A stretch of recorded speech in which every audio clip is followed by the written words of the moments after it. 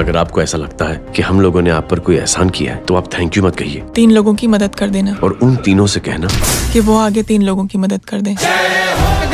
জয় হো মুভির এই ফেমাস ডায়লগটাকে কাজে লাগিয়ে কিছু অসাধু লোকজন এক চক্র গড়ে তুলেছে। এই চক্র পিরামিড স্কিম নামে পপুলার। পিরামিড স্কিম বা এমএলএম। পিরামিড স্কিম ইন্ডিয়াতে ব্যান হয়ে গিয়েছে 2021 সালে। আমাদের গভর্নমেন্ট এটাকে ব্যান করে দিয়েছে। তার কারণ এতে সবথেকে বেশি ক্ষতি হচ্ছিল ইউথদের।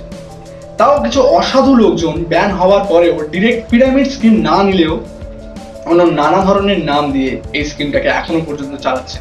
এই স্কিমে আপনাকে বলা হবে তুমি আমাদের কোম্পানি জয়েন করো, তুমি বিজনেস করতে পারবে, তুমি খুব বড় জায়গায় যেতে পারবে, আপনাকে অনেক বড় বড় প্রলোভন দেখানো হবে, আপনাকে অনেক আশা জোগানো হবে, এমনকি এও বলা হবে যে আমাদের জয়েন করলে 1 মাসের মধ্যে একটা BMW তুমি কিনতে পারবে, একটা মার্সিডিজের ওনার হয়ে যেতে পারবে। যেমনটা আমি বললাম, এরা বেশি টার্গেট করে ইউথদেরকে।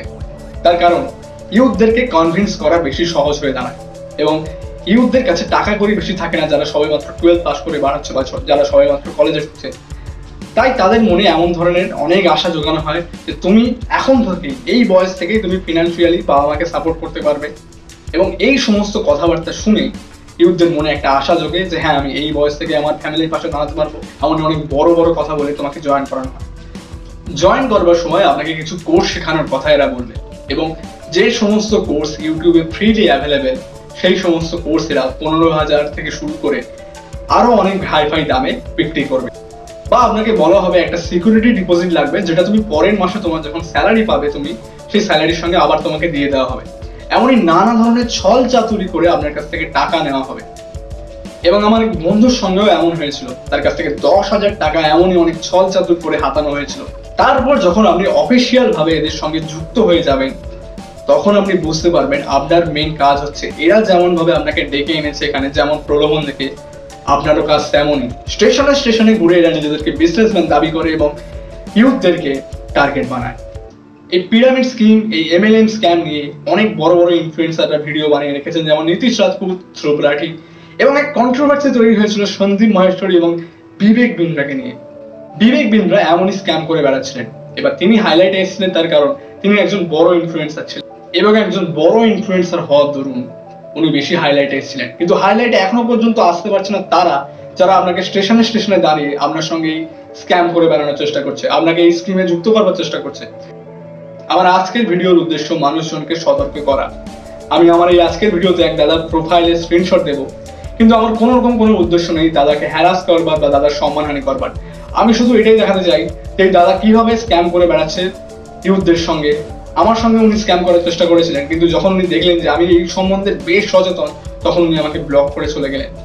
আমার সঙ্গে এই দাদার কথা হয় প্রথম জুলাই 2023 অর্থাৎ গত বছর, এবং গত বছরও তিনি আমাকে একই রকম স্ক্যামে ফেলার চেষ্টা করেছিলেন। আপনাদের সামনে আমি কনভারসেশনের স্ক্রিনশট এবং ওনার পাঠানো কিছু অডিও মেসেজ শোনাতে চাই।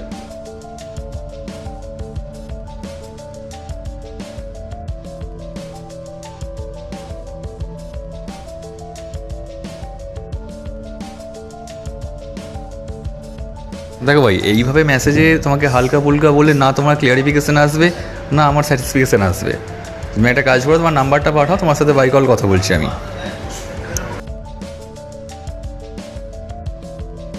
দেখো ভাই, আজকের দিনে দাঁড়িয়ে company education, health and agriculture ফিল্ডে কাজ করছে। তো যদি তোমার এখানে অপরচুনিটি হয় দেন কোম্পানির ওই প্রজেক্টের ডেভেলপমেন্টের উপর থেকে তোমাকে কাজ করতে হবে। ভাই কোম্পানির নাম হচ্ছে এসভি লিমিটেড। ওকে,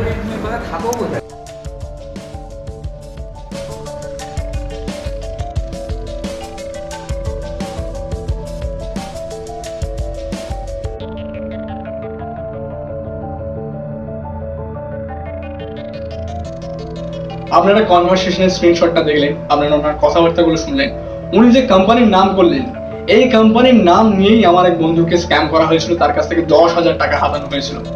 যাক, আমি সেসবে আসবো না। আপনারা নিশ্চয়ই দেখলেন যে আমি এমএলএম এর কথা বলতেই উনি আমাকে ব্লক করে দিলেন।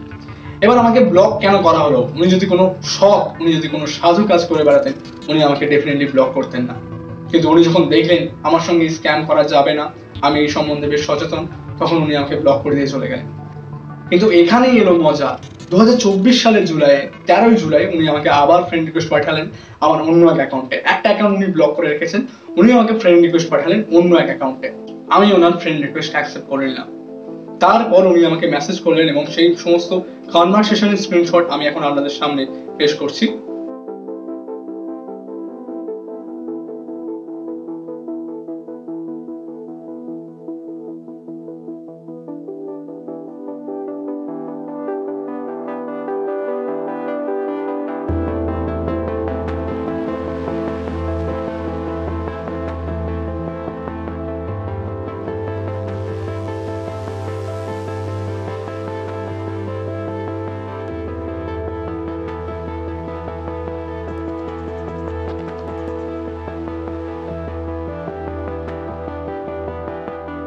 আপনারা এবারের কনভারসেশনের স্ক্রিনশটটাও দেখলেন এবং লক্ষ্য করে দেখুন যে এবারের কনভারসেশনের স্ক্রিনশটে উনি বলছেন উনি এমএলএম সম্বন্ধে জানেন না, কিন্তু আগের বছর যখন আমি এমএলএম সম্বন্ধে কথা বললাম তখন উনি আমাকে ভয়ে ব্লক করে দিয়ে চলে গেলেন।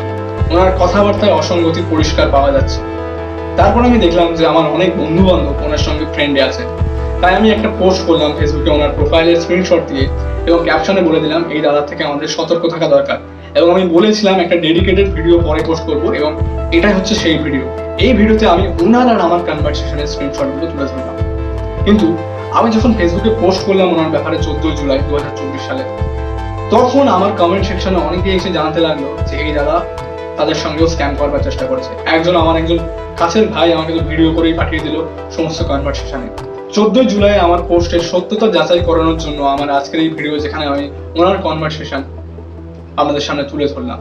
আপনারা হয়তো এই দাদার থেকে সতর্ক হয়ে গেলেন, কিন্তু এখনো পর্যন্ত আমাদের আশেপাশে এমন অনেক স্ক্যামার ঘুরে বেড়াচ্ছে।